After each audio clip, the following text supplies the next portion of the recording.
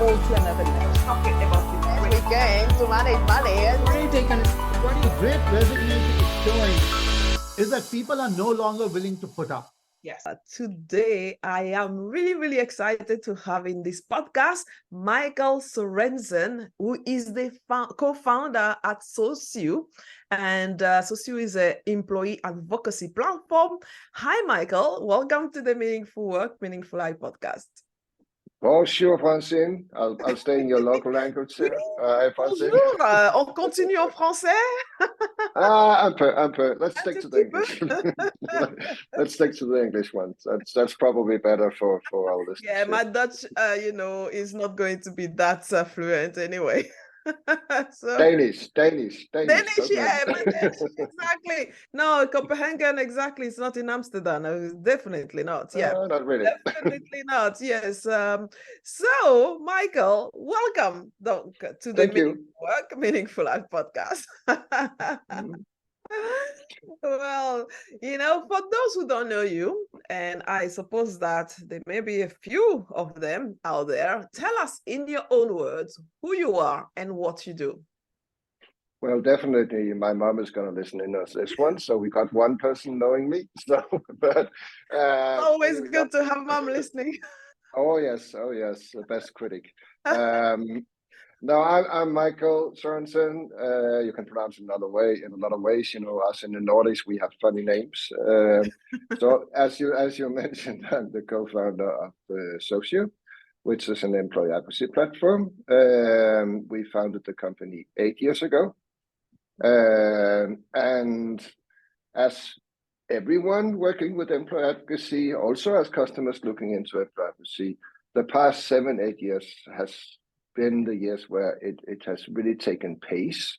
A lot of companies have adopted employee advocacy or are strongly looking into it. And there's a lot of reasons for that, and we're going to cover that a little bit later, I would assume. So yeah, that's where we are, and today we have customers in more than 30 countries, I think, of all sizes, all industries, basically, using our platform and our services. That is interesting. What would you say is the range? What is the smallest people who are on the platform, and what is the biggest who are on the platform? Yeah, as us doing a platform, we advise that you are a minimum of 100 people, company size-wise. We do have some that are smaller, but it's also our advice, or honest advice, to companies that, of course, because a platform is an investment. So if you are 50 people, could you do better by doing it handheld? You probably could. You probably don't need a platform. So when you get into that range, and we have customers also with 50,000 employees, so that's a different ballgame, of course. So sizing does matter if it should justify the investment, of course. Yeah. Definitely, yes. I suppose that if you are 50 band company, perhaps yes, you may, it can be manageable to do it without the platform. Exactly. But when you get the 50,000 plus, definitely it's going to be that manageable to do it manually, or setting some extra spreadsheet, or even having a Slack channel and all those things. Yeah. Okay, good. So tell us, what is one thing that most people don't know about you? And I hope that mom is not listening, actually. I'm just ruling out all the things I don't want to go on air with, but anyways, of course my closest friends and peers knows about this one. I actually made a hole-in-one in golf once. You did what? I made a hole-in-one in golf, in playing golf. And I want to spread the word around it, of course. So it's a great thing for someone playing golf. Yeah. So Oh, definitely. That is a big achievement, I will say. Big achievement, and of course, no luck involved, only skills. Yeah, so I started to play golf and I gave up a bit, but perhaps I'm going to start again at some point. Who knows? Yeah, yeah, good idea. So, Good idea. okay, so okay, tell me, Michael, what's your background before you came to this wonderful world of employee advocacy platform and Yeah, things? What did you do before? I have actually been working the past 30, 35 years with starting companies and building companies, also helping a couple of other companies in doing so. And then leaving those companies again, selling them or something like that. So you could call me kind of a serial Serial entrepreneur entrepreneur. yeah, Wow. to that sense. 35 years ago and before that, I tried the big corporate life. It wasn't for me. So, It's not for and I quick, everybody. It's like Marmite in England, Marmite, you yeah, like it or you don't. yeah, exactly. It's the same kind of comparison. You could say that. But then that was a good revelation for me. So I knew what I had to do. And also, not to be a control freak or anything, but you could kind of like when you're setting up companies and starting that, you can be independent, of course, in decision making and so forth, of course, in respect of your partners. But it I kind of like that. So I just continued doing that. So somewhat by coincidence and somewhat by thought. Yeah. I can't blame you. I can't blame you at all. Mhm. So, so tell me, what did you want to do when you were very little? When you wanted to, you are like a serial entrepreneur. Is it something that Yeah. you were dreaming about when you were a kid, or did happen totally by accident? No, totally by accident. I'm that old that in those days, the word serial entrepreneur wasn't even around. So, startup, scale ups wasn't around and all that. So I think there's two things that I can recall. One was a pro soccer player. I wasn't good enough for that, so I couldn't be that. I'm not the new Mbappe or something. And actually, the other thing was to take over my grandfather and grandmother's farm Ooh. because they had a farm. I was there every summer. It was so nice, and I could see myself having a little farm. So maybe a little bit there about the independency. Yeah. And then, yeah, so this didn't happen actually. No, it didn't happen, unfortunately. Yeah, didn't Were they happen. disappointed that you didn't take the farm? Oh, I think the new thoughts came around. I grew up, I got a teenager, and I went to business school and all that, and then I kind of left those those thoughts behind. So I think that's where they came from. Yeah, Okay, cool. So, and now, how did you end up specifically focusing on employee advocacy and then yeah. co-creating or co-founding this platform, Socio?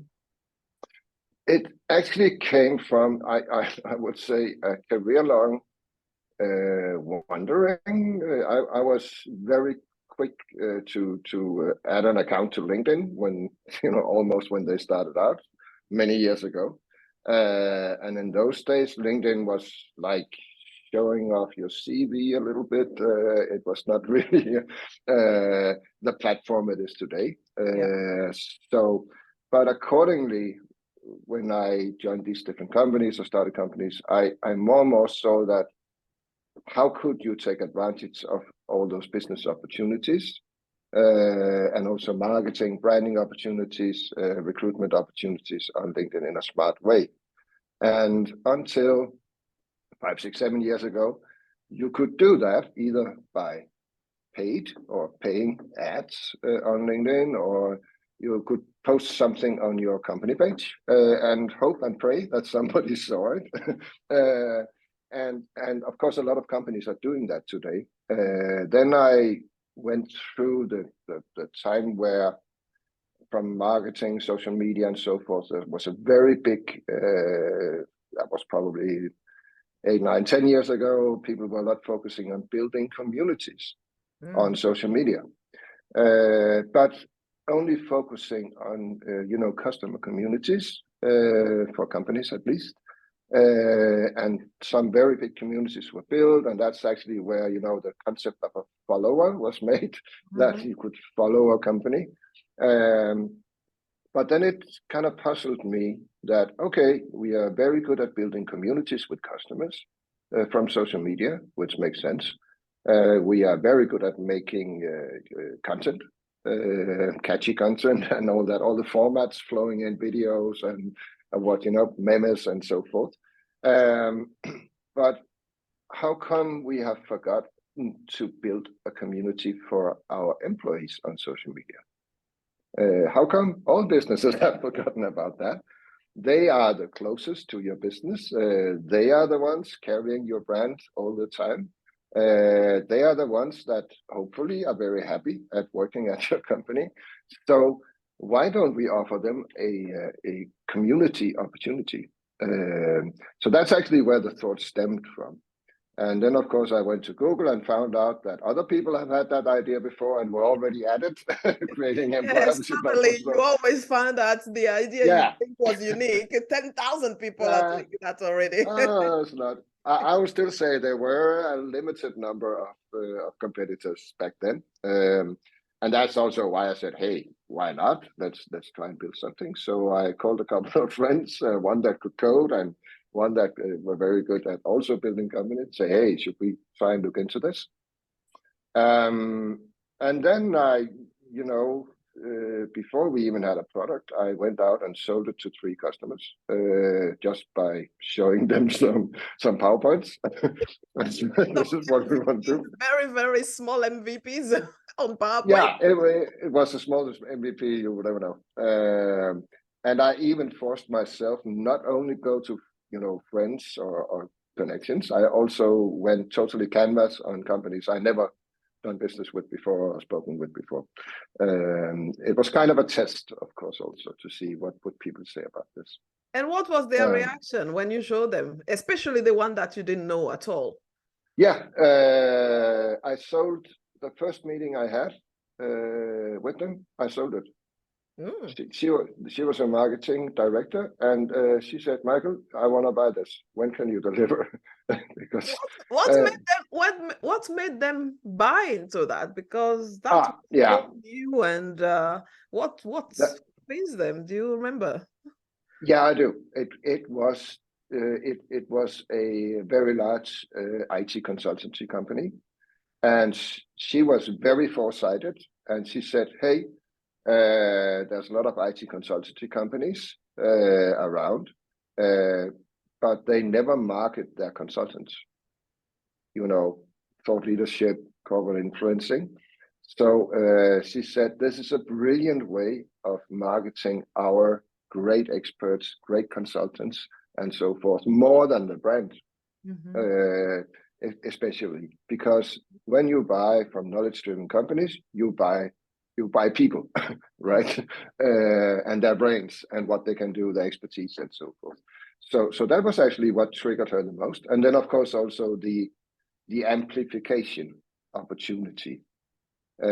As we spoke a little bit about before, you can post something on your LinkedIn company page, but you can only post like 2 or 3 posts a day for certain companies, right? So, but she said, hey, all the content that we are producing already, that we are already paying for being produced, that never hits social media, right?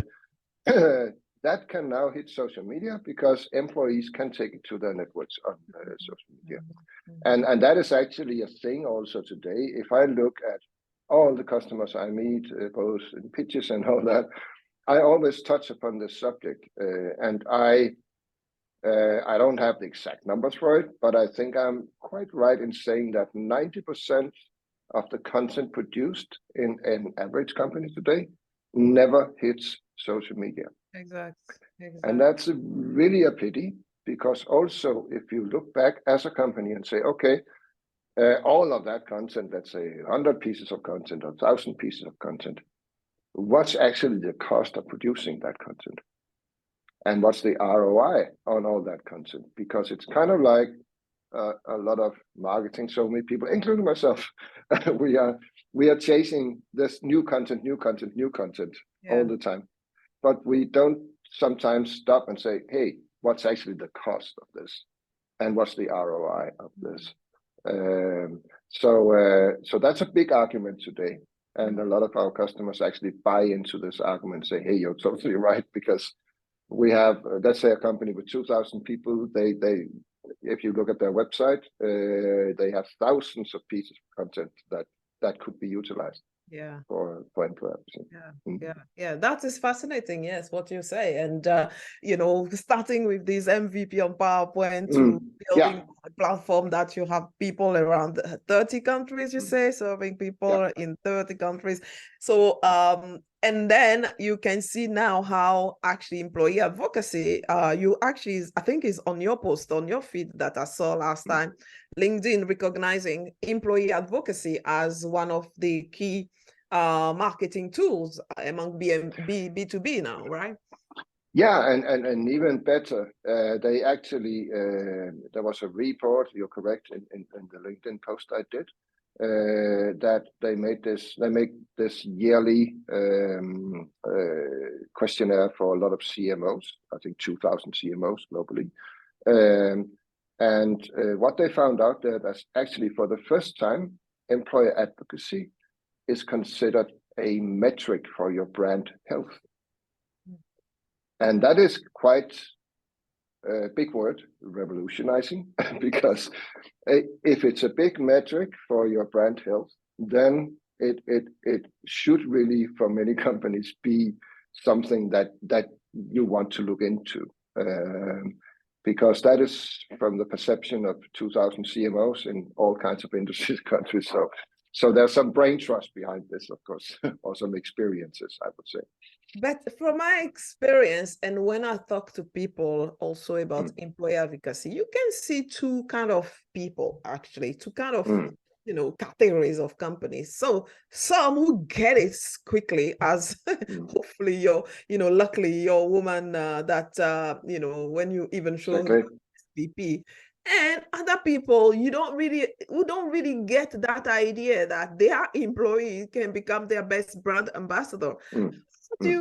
How can you consider that? They are very, very happy to go and hire influencers on Instagram, but not willing to empower their own employees in-house to be brand ambassador. How can you tell what are the main reason why you think that people actually sometimes do not want to empower? I use empower rather than leverage, because it's about empowering people to become brand ambassador. What do you think is the reticence for the company who get it? Yeah, I meet that too. It's really about the personas you are talking to, what they are working with. As you were mentioning, influencers, they are buying or spending a lot of money on influencers, some companies, right? Which is all good. I think the companies you have stumbled into there, and also me sometimes, is companies that are still very put up in silos. So they have a silo called marketing, they have a silo called HR, employer branding, talent attraction, they have a silo called communications, and they don't talk together, right? So the guy or the girl you talk to that are spending all this money on influencers, they don't have any KPIs on them to involve employees. They are put in the world, or they have this job because they need to do marketing, and they only think marketing. So in their perception, they don't feel that they should take care of employees as brand ambassadors. They will probably also sometimes say, hey, it's not my table, talk to brand management, and if they say it's not my table, talk to communication, and then you go back to communication. So I think it's really about how the company is organized. And that's another big trend that really supports employee advocacy, is that a lot of companies are now breaking down these silos and saying, HR, communication, social media management, digital marketing, branding, CMO, you have to work together. Because, when we implement employee advocacy programs, who knows our employees the best? HR. They know how to communicate to our employees and with our employees.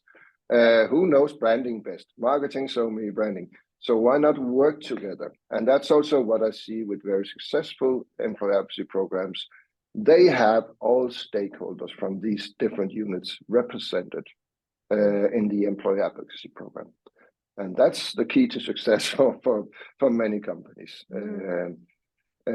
So I think that is the differences and the two kind of types of companies today: the siloed ones and the ones that have broken down all the silos and have seen the advantages of working together in this business unit. I love the fact that you are actually and this is the biggest headache in organization, coming from an organization consulting background, where people actually work in silos. And here is the opportunity actually that a discipline called employee advocacy is going to give you the opportunity actually to break down those silos. To break them down, exactly. And now talking together, right? As you say, there is this silo called marketing and this silo called HR, this silo called whatever. And I love that. I haven't thought about that before, actually, in that way, in the way that you are kind of articulating that, which is brilliant, actually. This is, and actually some of the case study that I've seen, that Dell, Adobe, and all those very early brands that actually adopted employee advocacy, they actually found that people were working a lot more together, collaborating much more together, as you say, because there is somebody from each different unit. How can you not talk about all your department thing and seeing how you can, harmonize and streamline things? If the HR, rather than just being with only HR hat, can get the marketing people to work together, work on a very good campaign to attract new talent, that is definitely going to be much more successful for than just HR to work with their HR jargon. That is not going to attract anybody. So no, exactly. And it also goes into the work even when you have all of the stakeholders present. A very funny thing is, I usually do this in workshops and stuff like that. So if you have somebody from social media or marketing or something, and okay, we're going to do employee advocacy, and then we have in our platform, you can of course write a background for why you are trying to nudge certain employees to share this on social media. Normally a marketing professional will say, well, it's employees. I'm just going to write, here's the content, please share. Then if I ask the HR person, they say, no, that's all wrong. I would write, hi, everyone. As you know, we are running this, or our ESG and so forth. They will write a meaningful reason for employees to partake, right? So there are big differences in the perception of what we're doing. And that's also a skill set that people need to learn in employee advocacy, because also maybe marketing says, well, then we're just going to send all of our content to all employees. Every day, they're going to get all of our new content. And it's kind of like spray and pray, we call it. And of course, that won't work. Whereas we say, when you do employee advocacy, you need to look at all your beautiful content. You need to tag your content. So if you, for instance, are looking for engineers specializing in water, and you have 3 job posts, who would you then invite to spread this on LinkedIn or share this on LinkedIn? You would invite your existing water engineer, because it's more likely that they have professional water engineers in their network that would be interested in this kind of content. So relevance is the most vital driver in employee advocacy. So marketing can recognize that, because they're used to work with targeting, personas targeting and everything. So they already know. And then of course they have a eureka moment and say, of course we're going to do that. So, for our salespeople, they are going to get the latest cases we have or white papers and all that. And as mentioned, our engineers is going to get our greatest new articles, or, we're building a bridge over here and you were part of it. So, because then you will also drive a much higher employee engagement. Yeah, I think that what you're saying is great, because when you have like content, I think that one of the key factor, obviously, that makes employee advocacy, especially when you have like a lot of content out there. If you have content that is targeted very well to different type of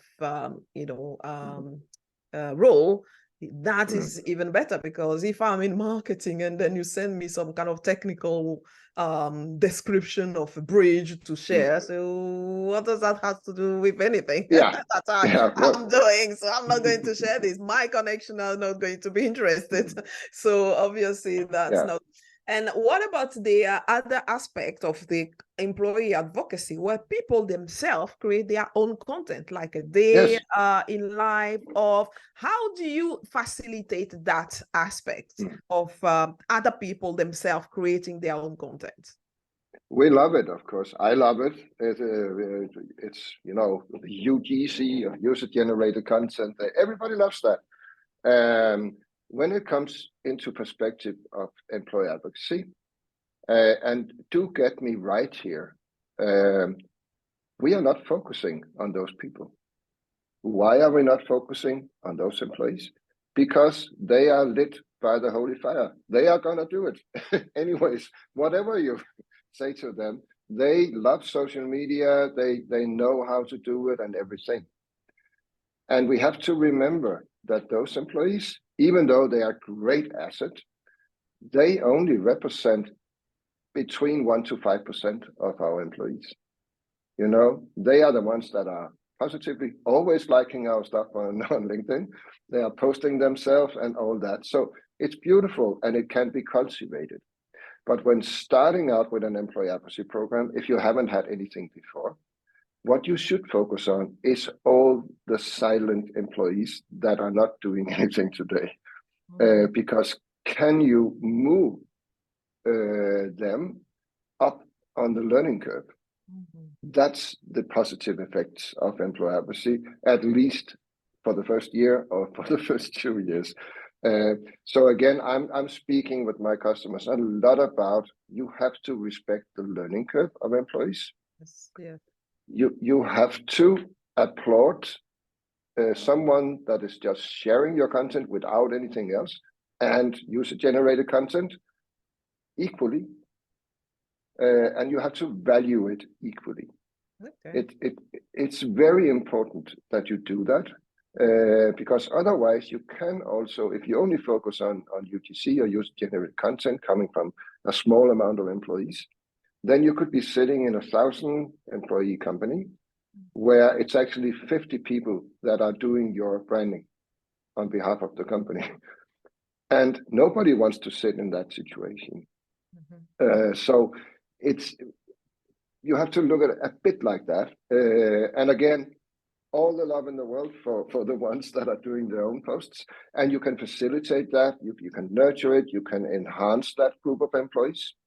And it actually comes back when we talk more fact-based.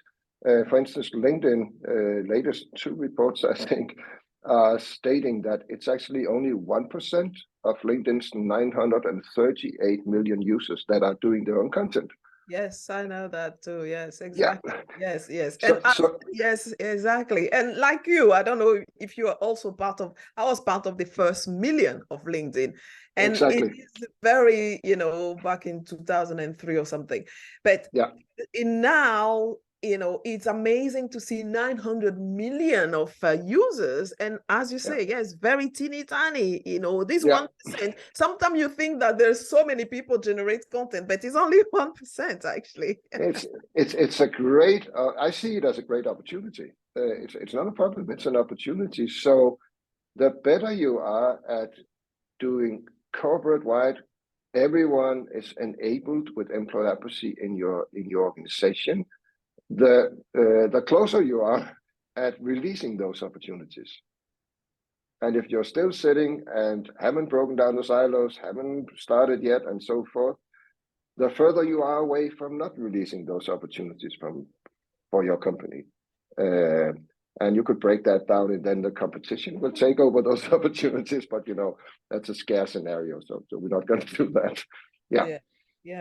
No, that's totally right. So companies need to see that as an opportunity, actually, and opportunity to breaking the silo. If just that reason is big enough already, the reason to start.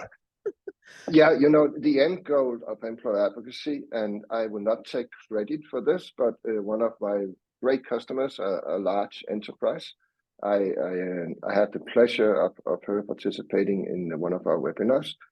As she stated, she was asked, now talking about silos and everything, who should take ownership of employer advocacy in a company? Very good question. And she had the best answer in the world. She said, she was in communication director. She said, we in communication, HR, whatever, we should not take ownership of employer advocacy. Ownership of employer advocacy should be by our entire organization. It has to be the organization that owns employer advocacy, meaning everyone. And I think it's going to be the first, though. Somebody, not all the 50,000 people are going to go out. No. Who should be the first one? Yeah, exactly, right.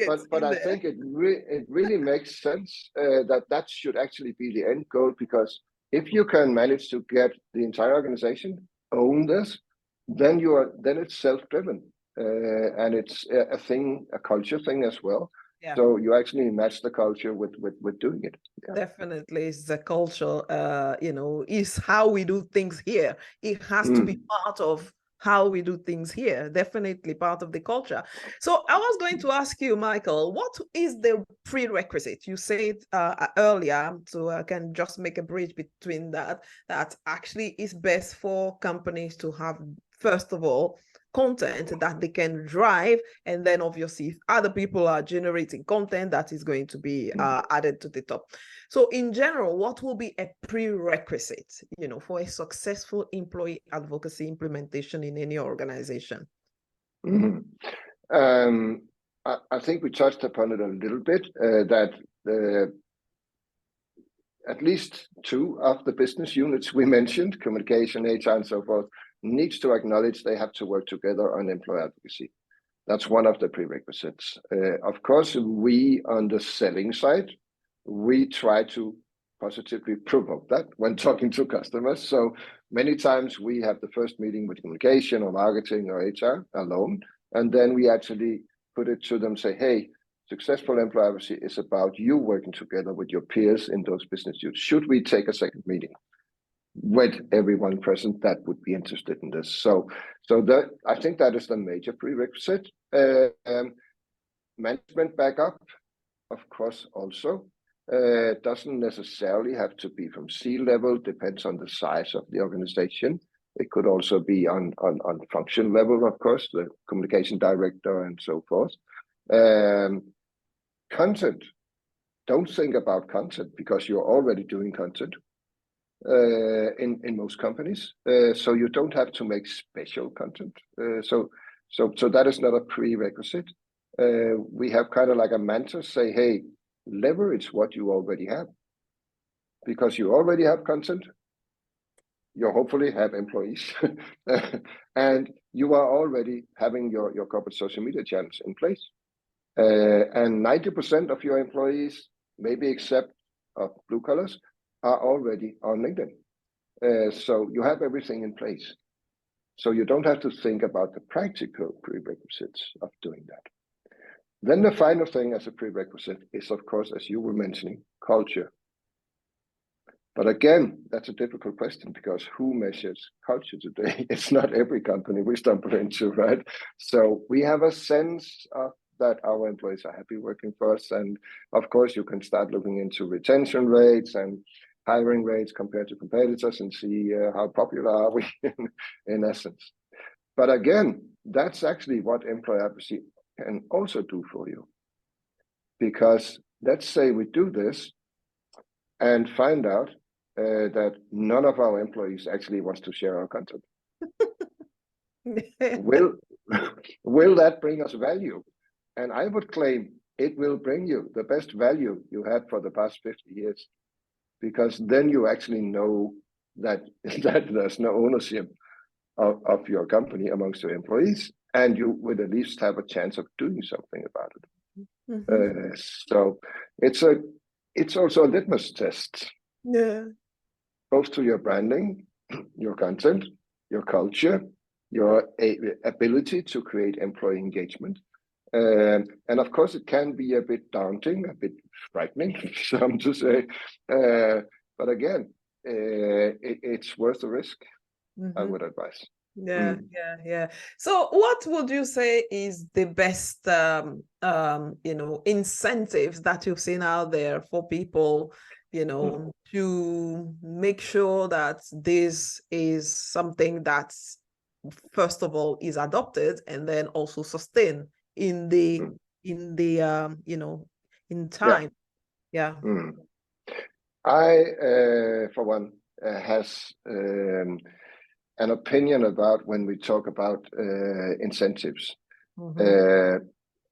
Incentives is a broad spectrum. It can be you get a gift card, or you get a digital trophy or something. My personal opinion is that it's a very small percentage of employees that actually thinks that is fun to have those kind of incentives. Hey, it's grown-ups, it's they don't really trigger on that anymore. But again, coming back to leverage what's already there or what you already have. If I was an engineer and I, for a lot of reasons, haven't shared anything on LinkedIn, for instance, through the past 5 years, I'm only watching, liking, whatever. And then all of a sudden, I get an email or a Teams message, Slack message. Hey, he has great content about the bridge you were actually part of that we built in Vietnam or something. Wow, can I share it? Yeah, just click the button here and you can share it. And that is actually my first share on LinkedIn. Can you sense it? I'm proud. It's an incentive. It comes from within. I'm involved. Those people in marketing, they actually thought of me, that I could be an asset in sharing this. So I'm more to intrinsic incentives. Yes. As this podcast is all about, empowering people. Yes. Making them proud, reminding them of that you are important to our company, because you actually helped design this bridge and make it happen. That is why we are sending you this great article that you can share with your peers on social media. So I'm, as you can sense, more leaning into the intrinsic incentives of people, our emotions, our sense of belongingness through involvement, engagement. Because I go out and work with a lot of customers, and then sometimes I ask, so when is the last time you involved your employees in what you're doing on social media or your branding campaigns or whatever? And then everybody's sitting with a big question mark in their head and say, we can't recall. No, but, so and in that way you can explain why this centric element is so important. And that also comes back to a lot of the companies we work with is also, semi or highly regulated companies within pharma, finance, governmental, and so forth. And in those areas, it's more like I'm not sharing anything because I don't know what I can share, when I can share it, and on which social media. It's more like a social media policy guideline thing. And a lot of those customers actually decided to go with us because then they could have a digital social media policy or guideline for employees. So they could like that. They could say, hey, everyone, we know you would love to share if you just know these 3 things, when you're allowed to do it, which content, and so forth. So we have facilitated that now. So without any fear, you can now start sharing the content that we produce. as well. Yeah, that is very, very, interesting. Exactly, to share that the rewards are much more intrinsic, and I've seen Yes. that also in many, many case studies.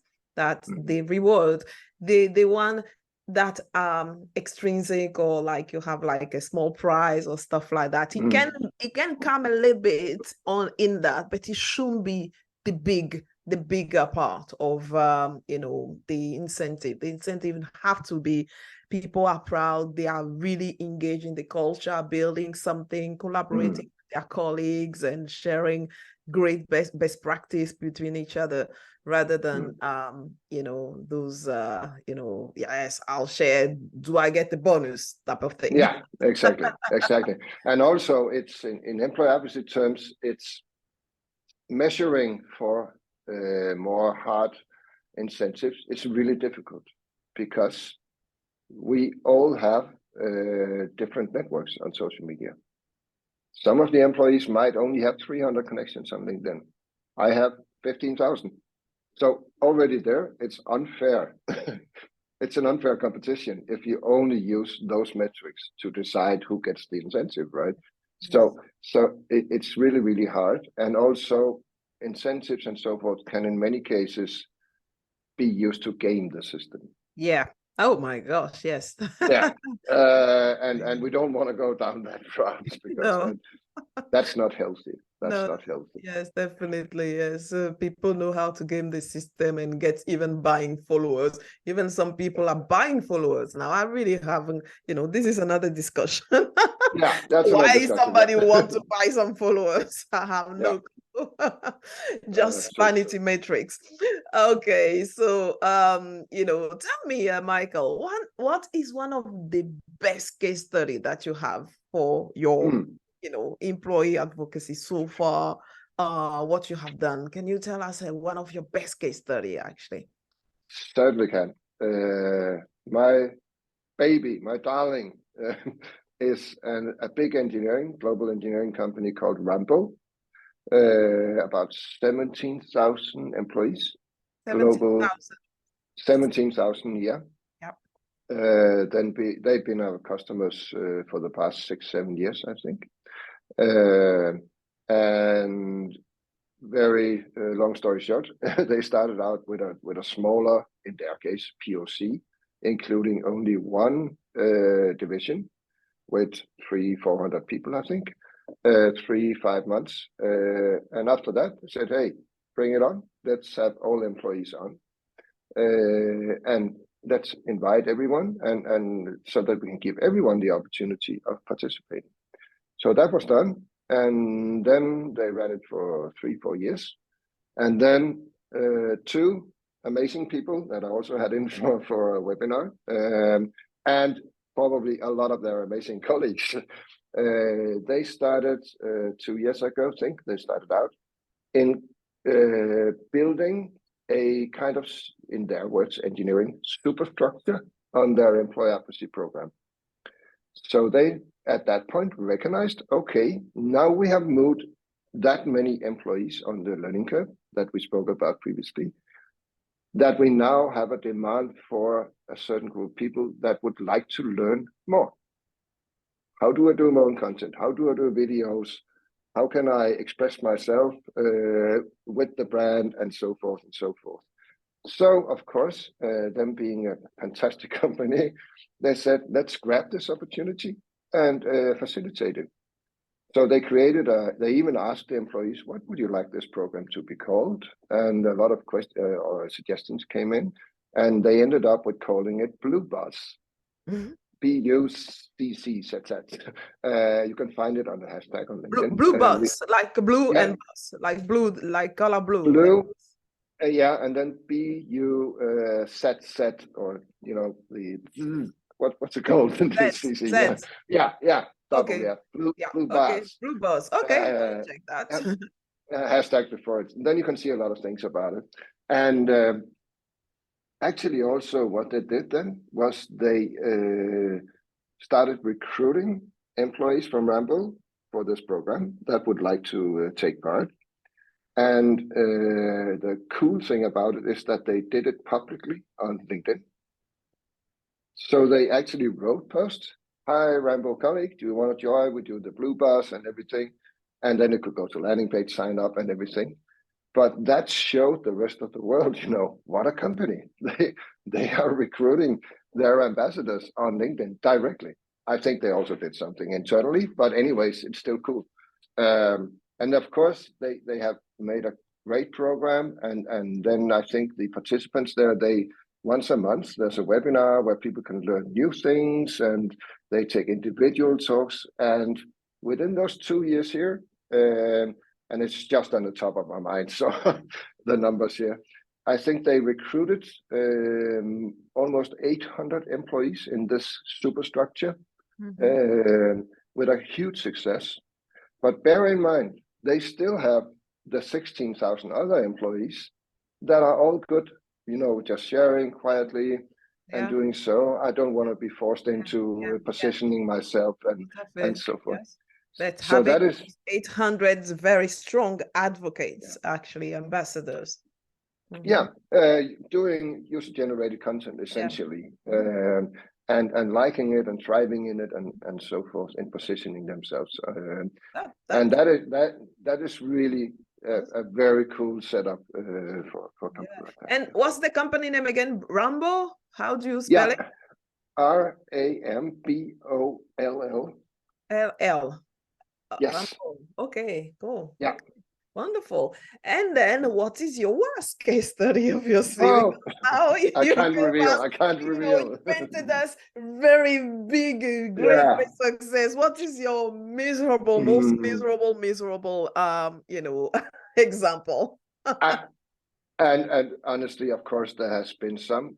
I would, however, say in our 7-8 year history here, our what we call churn rate of customers is as low as 5%.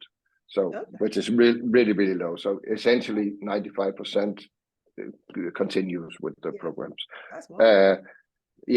And of course, I cannot put a name on the worst ones, but don't put the name. Just tell us what happened. Yeah. I honestly think that some of them, a couple of them, as we spoke about a little previously, is a lot about that the culture wasn't there, amongst employees. Those were the cases there where practically no employees shared the content. And of course, we tried to work with it, and we tried to, together with the companies and trying to find out why is that. And I could sense on some of those too, I could sense it was simply because they had a really bad culture in the company. And they shouldn't probably have bought our platform in the first place. Because I think also they bought it kind of like a remedy for a bad culture. Thinking that you were going to make a miracle. You have a blue pill to make the whole thing nice. Yes. And I know about those ones too. I should probably have recognized that before even letting them sign the contract. But it's hard sometimes, and we do still run into companies with those issues, those problems.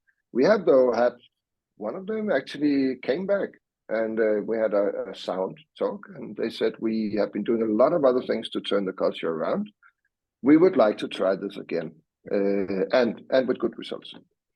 Good for them. I love that. Absolutely. People come back, say, okay, we fixed our culture. Let's try again. That is wonderful. I love that. Wow. Yeah. So now, do you have like this kind of cultural fit or some kind of assessment fit to get to, tell people, this is going to be good for you if you do this, and that, and this is not going to be good for you if you are doing this. Do you have something like that, or you just let people self-select?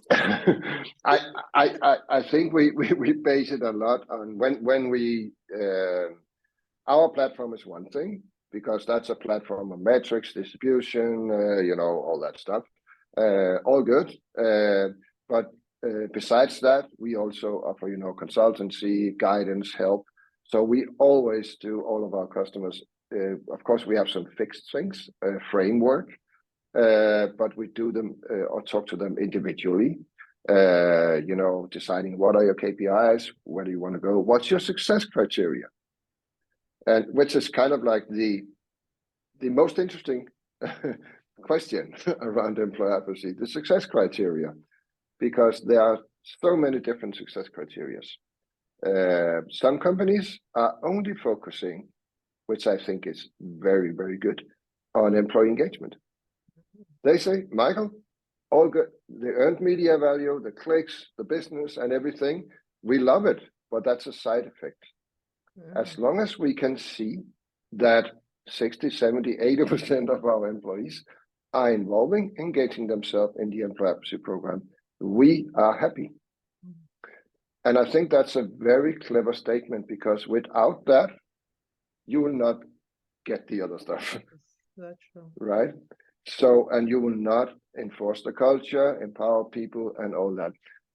So I think it's very, very sound to focus very much on employee engagement and involvement. And of course, success criteria there can be others. We want more people at our webinars, and we think our employees, thought leadership, corporate influencing, there's a lot of things in employer advocacy.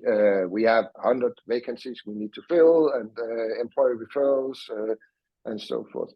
But again, you can't go about the first success criteria, employee engagement, because otherwise you won't have the other stuff. Yeah. So that is quite vital. Yeah, so I love that. So employee engagement, first of all, is the key, and because if people are not engaged, they're not going to share in the first place. So obviously that is going to be the key. And then you have also talent attraction. Do you also get people who want to have more sales because of that? So like much more like reach, network reach, or sure. reach. Sure. We have companies or enterprises where, sales is a department, a group, and so forth. And they, as we talked about previously, get relevant cases, whatever can help them content-wise in attracting more clients or catering existing clients on social media, doing social selling and all that. And of course, they are measuring in a different way.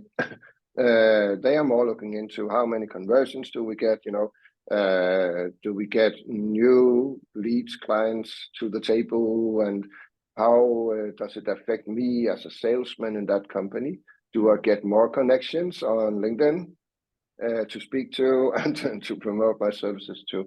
So of course there are also those facilities and those success meters, so to speak. Yeah. Do you think that some companies, I heard some people saying last time, just thinking of employee advocacy, that they would like, first of all, to focus on their sales team first. Have you seen that as well? Because they say that, no, because we just want to say, no, because this is for the whole culture and the whole company. They say, no, we just want our sales people. So they are looking at that as a sales tool, like another kind of sales, social selling, actually, rather than what employee advocacy is all about. But I can actually sometimes get the point why some people just wanted to test, because they may say that those people may be perhaps the most, will see some raison, actually, some understanding why this is a good thing to do versus somebody who is in HR or in a repair technician department that may not really engage public like salespeople do. What do you think? So is it a bad way of thinking that starts, first of all, sales, employee advocacy with the sales team, sales and marketing team? Wow, that's a very big question, because sales is a lot of things. It's you can sell telephones, or you can sell consultancy services, and so it's a very big question. I would reply it in a way. It's very, very seldom that we get that brief from a potential customer. Very seldom. However, of course, we get it when it's an enterprise that wants to break down KPIs. Okay, we have sales over here. what should their KPIs be with employee advocacy. We have HR, with vacancies, employee referrals. How can we measure that so that everybody feels successful? So that's another thing. But we're testing it out only in the sales department to get more leads or get more sales and everything. That's very, very seldom. That I think also we are not doing outbound to sales departments isolated. Our outbound is more account based. So we say, okay, if we should sell social employee advocacy platform and all our services to an enterprise or 2,000 people company, we approach all the silos, even if they're not there. Communication, HR, social media management, and so forth. So that's our approach to try actually help them in assemble the right stakeholders to run a successful employee advocacy program. Because that is one of, coming back to prerequisites, that is really a big prerequisite for successful. Especially when you come with this mindset of breaking down the silo. Now, just people focusing on sales only is a bit like defeating the purpose, right? Good. Oh, yes. Yeah. And that's also what you mentioned with the test. We don't do tests with customers. We don't have try for 30 days or something like that, because we have to be honest about, as the example with Rambo, they've been doing this for 7 years. So I would claim in based amongst their competition, they are the star, because they have believed in the concept. They have been true to the concept. They have been positive about the concept in a lot of years. So my best advice would, of course, also from a sales angle to all other, say, you cannot do a test of it. Yeah, you can do, let's say, for a year. You need at least 12 months to find out, is this effective for my company? And if you salesy, again, use social, you have 95% chance of succeed. So let's take that into another thing. But again, you need time to run a corporate-wide employee advocacy program. Okay, thank you, because that was going to be my next question, to ask you how long it takes roughly to actually succeed in an employee advocacy program. So at least 12 months is the answer. Definitely advise that. Yes. Yeah. So make it run for, this is for the long run, it's not going to be a win where things are going to come very quickly like that. When sometimes company just wants that. They want as remedial, as you say. A lot of companies often those kind of solution as remedial. Say, oh, okay, let's use this, and then I need to get in 3 months a lot of sales of this and that, etc. So it's not going to happen. And it's, for instance, again, coming back to Rambo, actually this year, and posted on LinkedIn also, they can route 67% of their new hires this year or the past year is coming from employee advocacy. Think about that number, 67%. They are hiring in and around 800 to 1,000 people every year. Wow. So 60-70% of that of those hires is coming from employee advocacy. That's very impressive. Yeah, and that is the compounded interest, the compounded consistency of running that.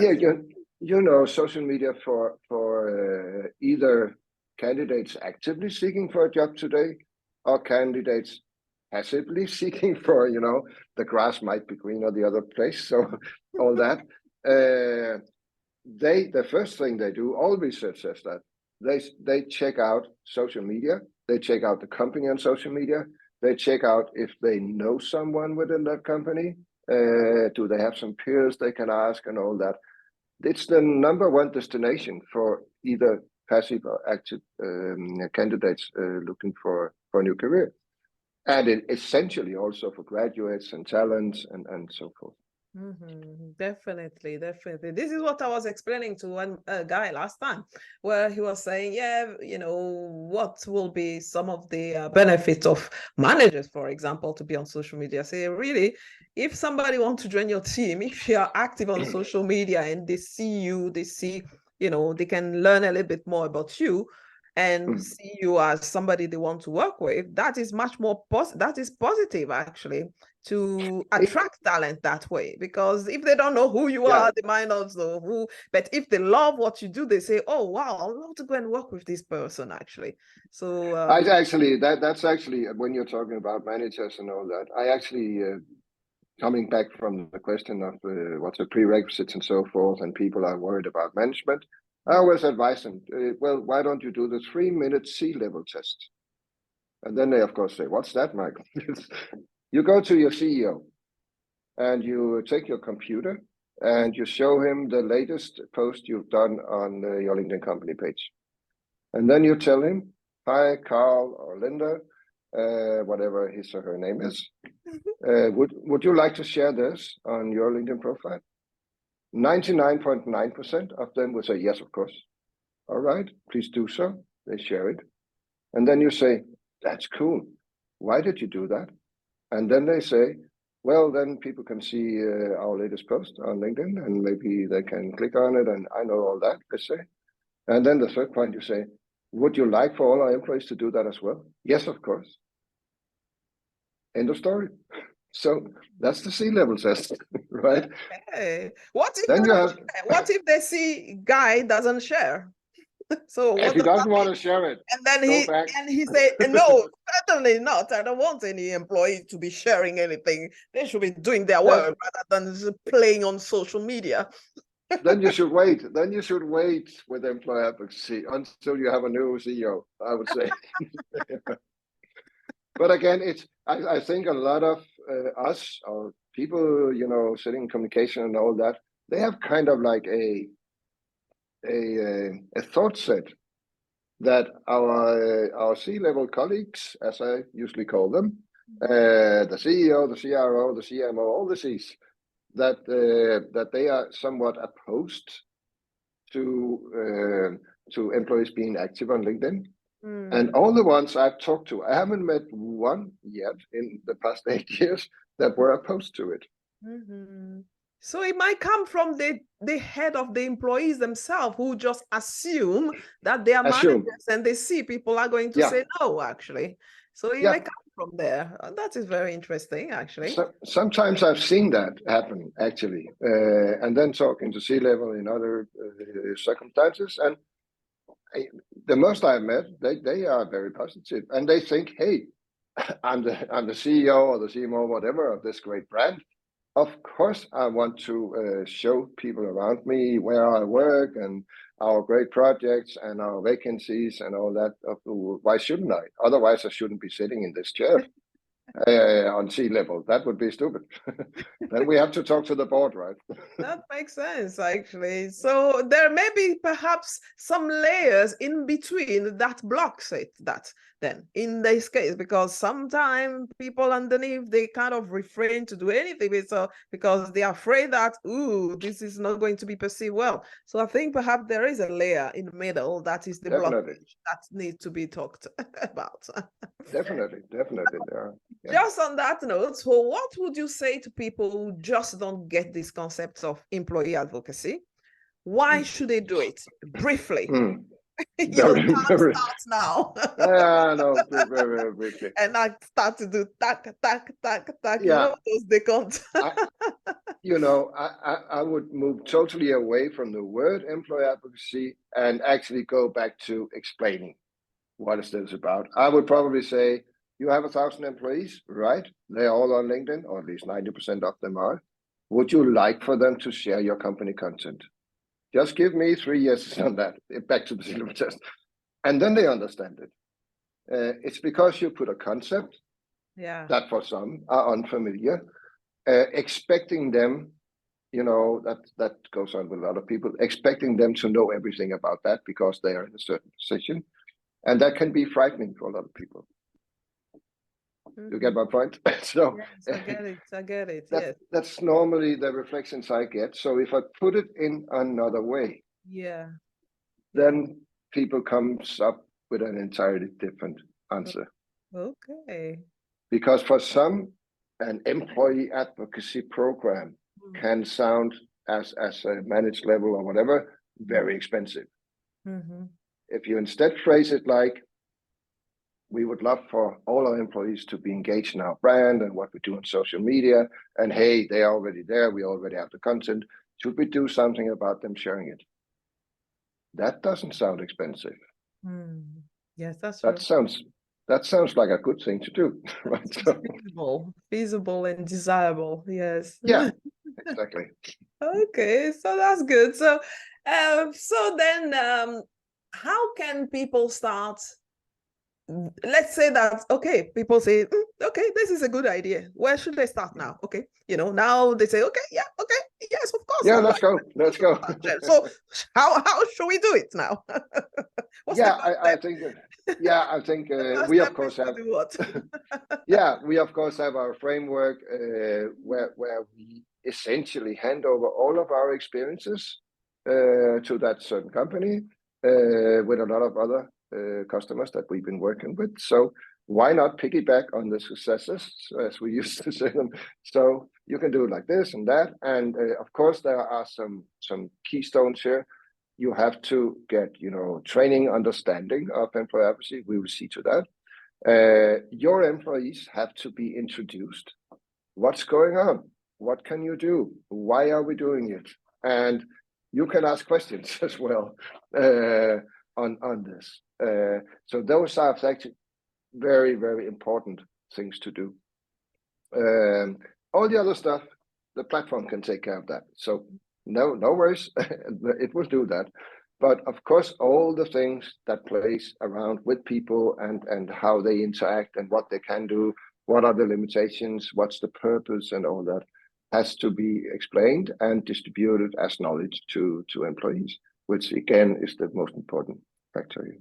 Oh, that is wonderful, wonderful. So now we're going to come to the end of the program, the podcast, the last part, which is all about the 3M, meaning, money, and movement. So where do you get meaning or inspiration from, Michael, in your life in general?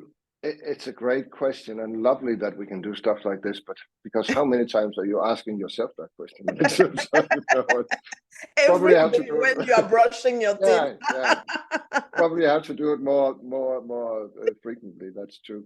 But what first comes to mind when I read the question, my family. It's my inspiration and it gives me meaning. Music and what we talked about in Italy, golf. I love golf. I'm a golf nerd. So stuff like that. Relations, meeting new people like you here today, Francine. It's such a pleasure. So I think that the small bits of life, putting value into those. Yeah, that's it. Thank you. Yeah. So, having all those relationships coming from life and our, day-to-day interaction with our, loved one. Wonderful. So now I feel very, very generous, Marigal, today. I am really actually generous. And I'm going to give you £1 billion. Wow. UK pounds. Yeah, so, £1 billion. That's what would you do with that? And how would you spend your days? Pondering on that one took me some time. And then I found my inner hippie and I wrote, I would spread happiness. Oh, in which way would you spread happiness? Just happiness. I don't know. I could be giving away the money, or £1 billion to spread happiness. You can just go out now and start spreading happiness. Exactly. So that's essentially what I would do, probably. Make people happy. So. Yeah, so okay, that's good. So you're going to give it perhaps to your charity, actually. So that means perhaps, Michael, perhaps the answer to this question is that you are just living your £1 billion you could already. say that. Yeah. Exactly. So you don't need any £1 billion. No, Oh, they would come in handy, those, but anyways. Okay, so now how do you want to be remembered for? That is one of my favorite questions. Very plain and simple. I Mhm. would like to be remembered for just being a nice guy. Oh, I love that.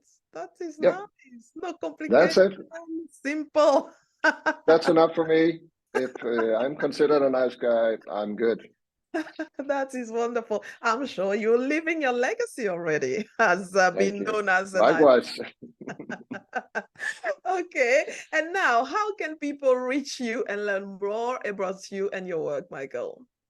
They are more than welcome, everyone listening here. See if you can find my funny name on LinkedIn. Soerensen, Michael ahead of it, under Sociu, Sociiuu, W at the end, or sociu.com. Search for Employer Advocacy. I'll probably pop up somewhere if my SEO guy has done the right work. So, but you never know. So, no. I'm easily found on LinkedIn and on our website. Okay, thank you. You are one of like me. I think that it's going to be difficult to find another Michael Sørensen on LinkedIn, right? Oh yes. That's the advantages of having a stupid, difficult name. Like me too. Difficult to find another one like me. Yeah, Thank you so much, Michael, for joining me today. I really enjoyed our conversation and learning all about what you're doing fabulous on employee advocacy and also sharing your insight. And I really truly appreciate that and keep up the good work. likewise, and thank you so much for having me, Francine. Wonderful.